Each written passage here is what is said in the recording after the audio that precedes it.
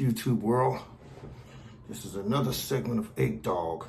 I want to welcome you back too. It's nice to see everybody. Great. You know, I've been live streaming and I had quite a bit of messages sent to me, and I'm here to read a few of them and answer maybe a couple of questions. Live streaming is something new to me. I never thought about really doing it, but I'm going to do it for you guys. So here's some of the questions that I kind of was looking at. Okay. This question comes from Des Moines, Iowa. TJ. I'm not going to say the whole name. I want to put the person on blast. TJ from Des Moines, Iowa. His question is, most YouTubers are rich.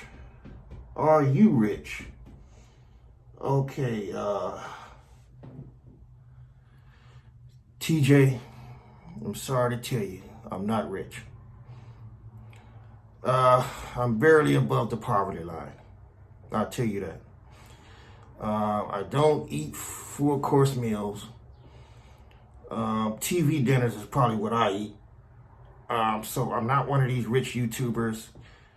But I tell you what, I still love making videos. It's not about the money to me.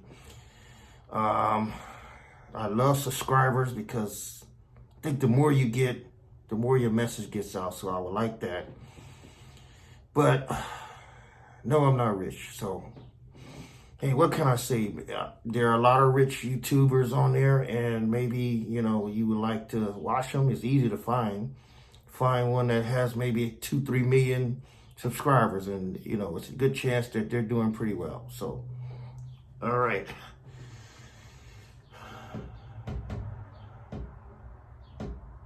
Okay, next question. All right, this is from Brian in,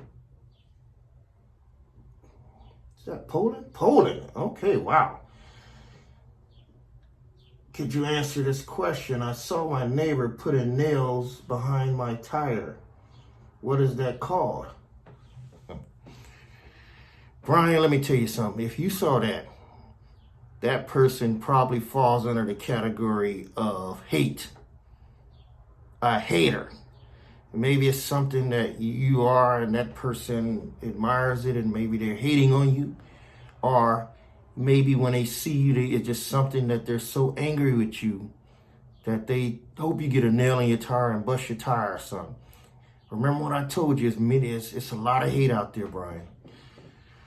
When I tell you, I think I had that done to me before. I remember one year I went and I had 13 nails in a year in my tire. So I don't know what that's from. I used to get them at work a lot. So what does that tell you? It's a lot of haters out there. But Brian, stay strong, because you're going to get stuff like that when people hate. You're going to get your car scraped. You're going to get nails on the tire.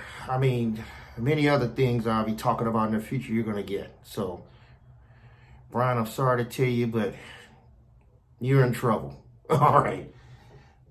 Next question. This is from Cynthia from New York City. Wow. I caught my man. Let me see. I caught my man.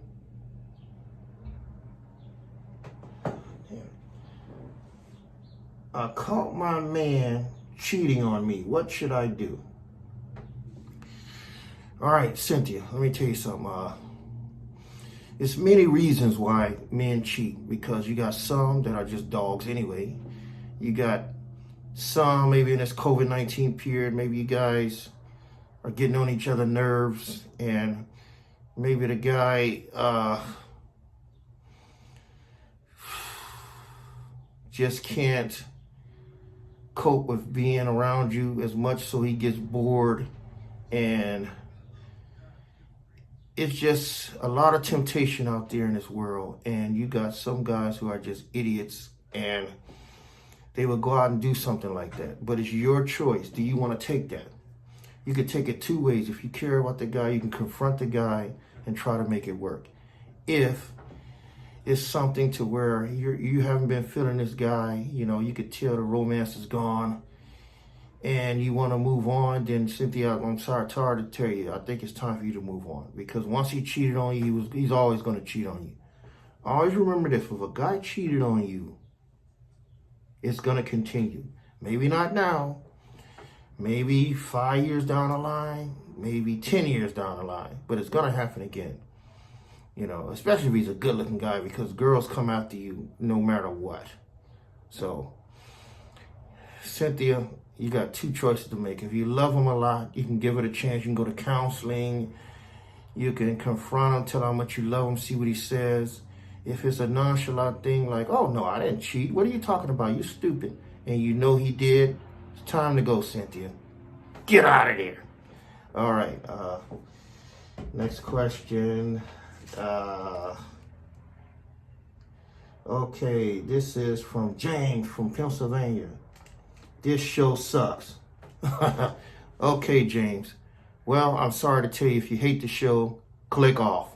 So, James, I've gotten a lot of that from my coworkers, loved ones, close people to me that says this show sucks. Because technically I'm considered a vlogger. Look it up in a dictionary. Vlogger. That's a person who sits and talks to you. I'm not going to be sitting here doing cartwheels, car reviews. I remember I used to be a car review guy, but I don't have any real nice cars to give you a car review. So that went out the window. But let me tell you, one great thing about YouTube is so many great shows. If this show sucks, hey, I'm sorry. And move on. All right. Let me see. What's the next question? All right. This is Doug from Texas. Why are you wearing a mask? Okay, Doug, let me tell you. I'm a vlogger. A vlogger is somebody who tries to get a message or a product out to you. A vlogger is a person who sits and talks to you like a school teacher, a psychologist, or a person who's just mentally insane like me. So since it's something wrong with my dome up here, I thought me sitting in front of you with my best suit and a tie and some glasses would be pretty boring. So by me wearing this mask, which I wear every day because we're in COVID-19, I thought I would keep the mask on. So the reason why I wear a mask is because this is 8Dog motto. I've been wearing a mask for a long time. It's my thing. It's the reason why, 8Dog. Hey, one day I'm going to get that question. I'm surprised I haven't got it. It's, what does 8Dog mean? Same thing. It's the same thing. Why do you wear a mask? What does 8Dog mean? A mask, this is my lingo. It's me. Me sitting in an office with a suit on and talking to you about politics or how to sharpen a pencil. I just don't think you will really care for that. So I'm going to be brutally honest with you. I have a lot of experience in world life.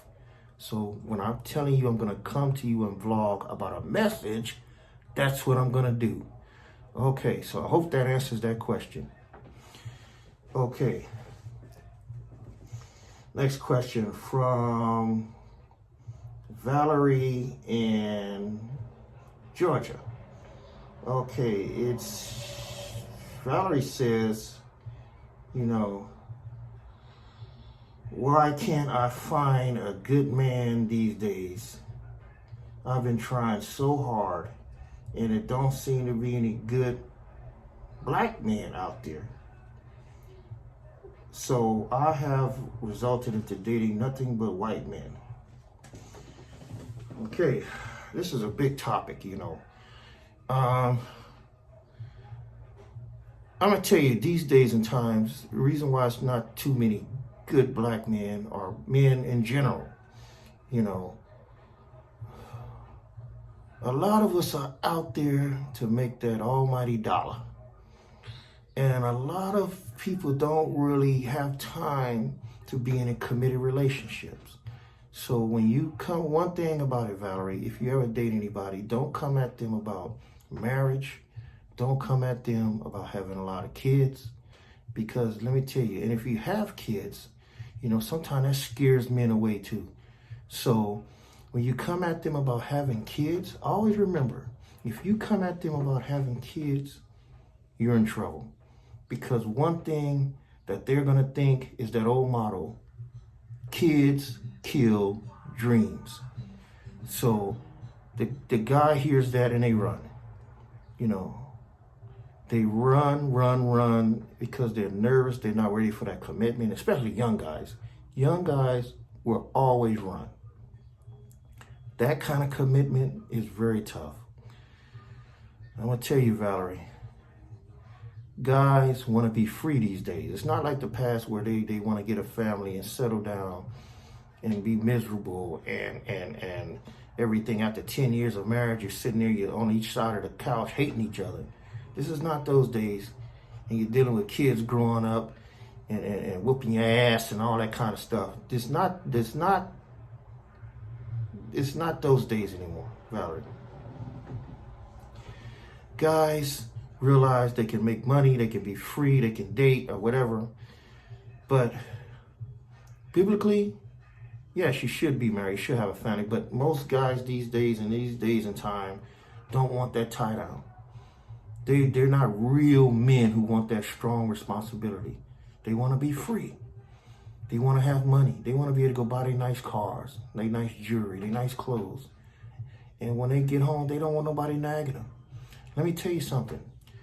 Most successful relationships is because the woman don't nag the guy to death. If you nag a guy to death, he's out the door. I'm going to tell you that right now. Women, listen to me out there. If you nag a man, he's out. If you nag men about where have they been, what are you doing, why did you buy that, why did you do, see, that lets the man know he's not in charge. It lets them know he's some kind of punk. So the man is going to be out the door as soon as you rest your head and sleep. He's not coming back. So women, if you want to have a successful relationship, you got the reason. Be nice to your man. When he screws up, you leave. All right. This is Egg Dog coming to you with my live stream earlier. So a few questions I had. So see you later. Bye.